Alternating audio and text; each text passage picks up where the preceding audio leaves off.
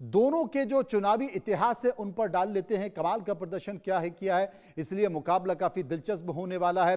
क्या स्थिति है? टीएमसी 2011 में लेफ्ट का 34 साल पुराना गढ़ किला ममता बनर्जी ने तोड़ा था। लगातार 3 बार अभी वो मुख्यमंत्री हैं। 2011, 2016, 2021, 16 और 21 में भारी बहुमत के साथ वो सत्ता में बरकरार रही और शेयर जो उनका वोट परसेंटेज था, जो मतदान का जो शेयर था, वो 39 और 48% रहा।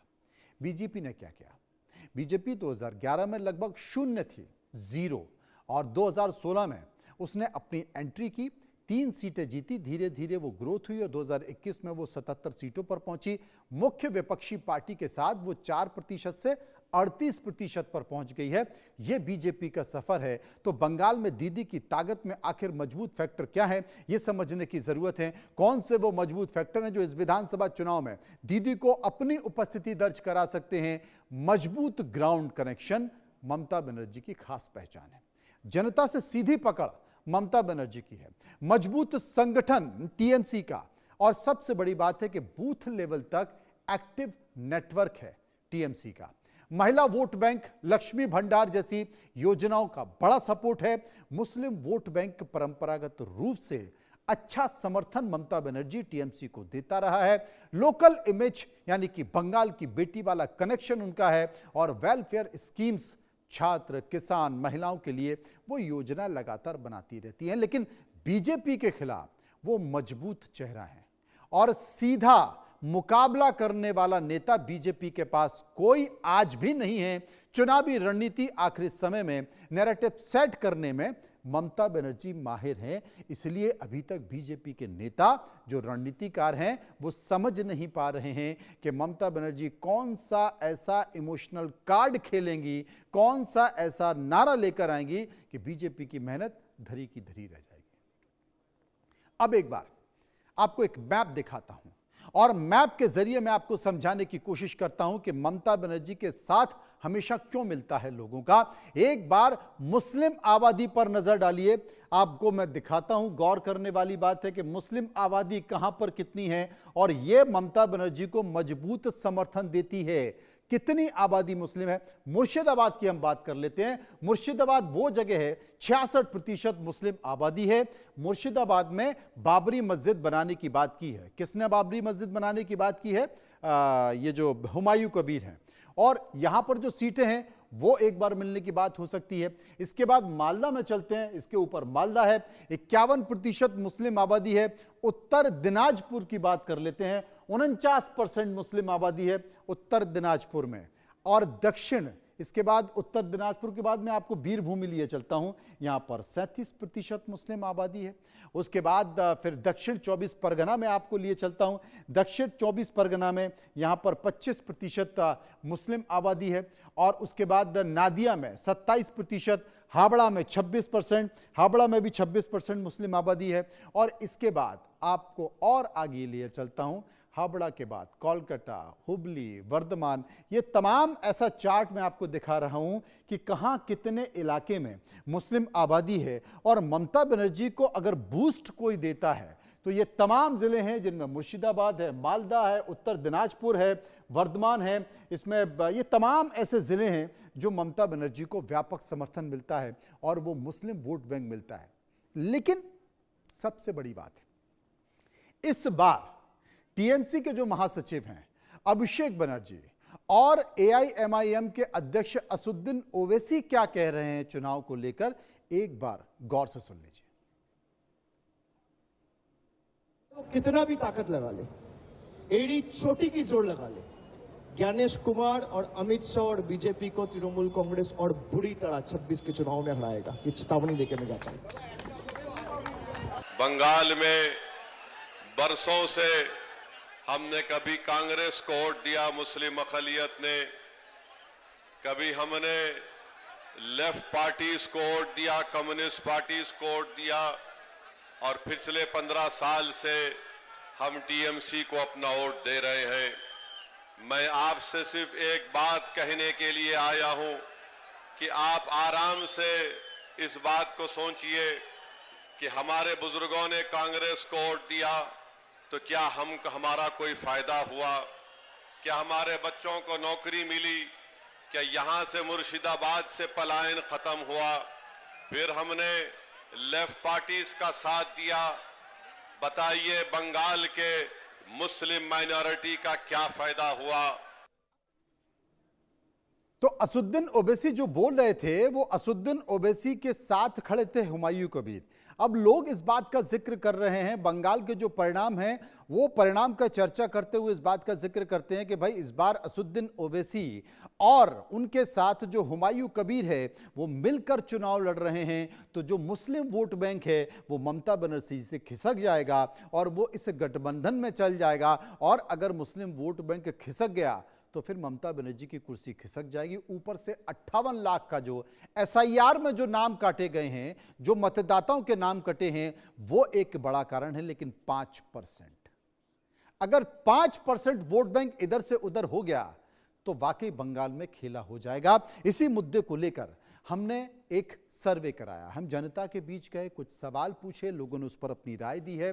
जो राय दी है वो आपके सामने है। पहला सवाल जो हमने लोगों से पूछा कि क्या अमित शाह का 15 दिन बंगाल में रहना चुनाव पर असर डालेगा?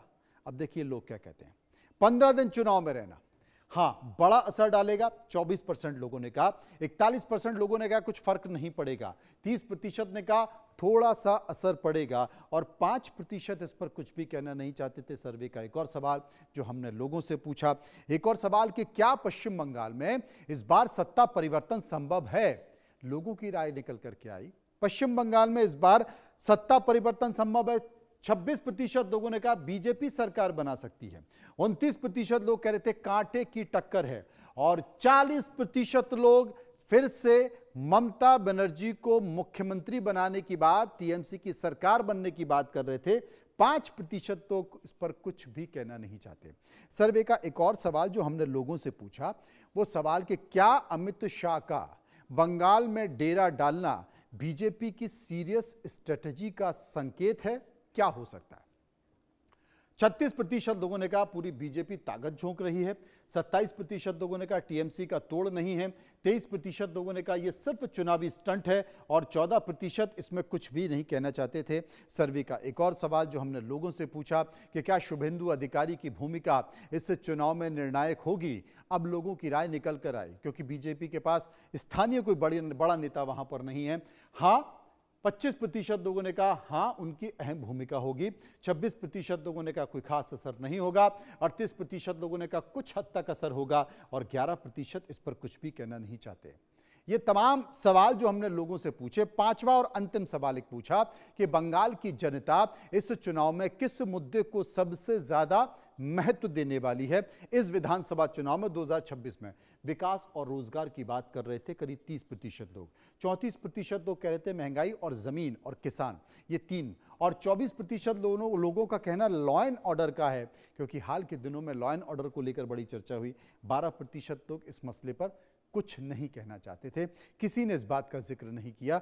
अब हम समझने की कोशिश करेंगे। कुछ मेहमान मेरे साथ बने हुए हैं, उनके पास चलेंगे। सौरभ सिकदर बीजेपी के प्रवक्ता इस वक्त मेरे साथ मौजूद हैं, उनसे हम जानने की कोशिश करेंगे कि वो इस मसले पर क्या कह रहे हैं। सुजाता मंडल टीएमसी लीडर मेरे साथ मौजूद हैं, उनसे हम समझने की कोशिश करेंगे। सैयद नाजिम अली एआईएमआईएम के नेता मेरे साथ मौजूद हैं, उनसे हम जानने की कोशिश करेंगे। और सौरभ त्रिपाठी पॉलिटिकल एनालिस्ट मेरे साथ होंगे। सबसे पहले सौरभ सिकदर के पास चलेंगे।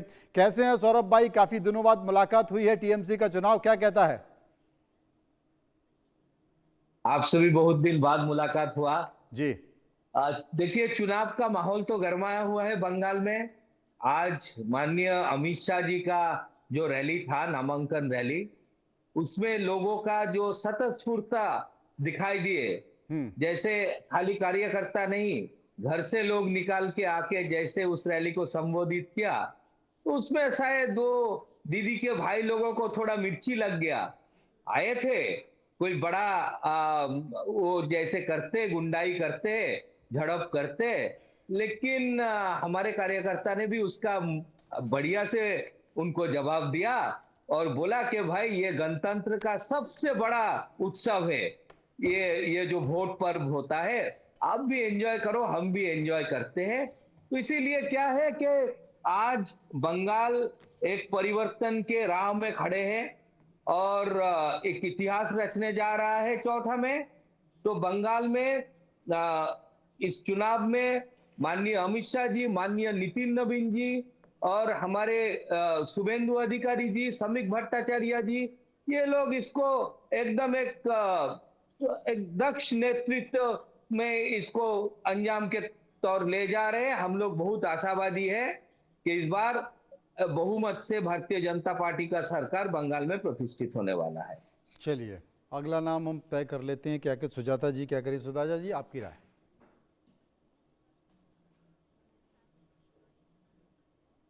एक बार अनम्यूट कर लीजिए, आपकी आवाज नहीं आ रही है सुजाता जी।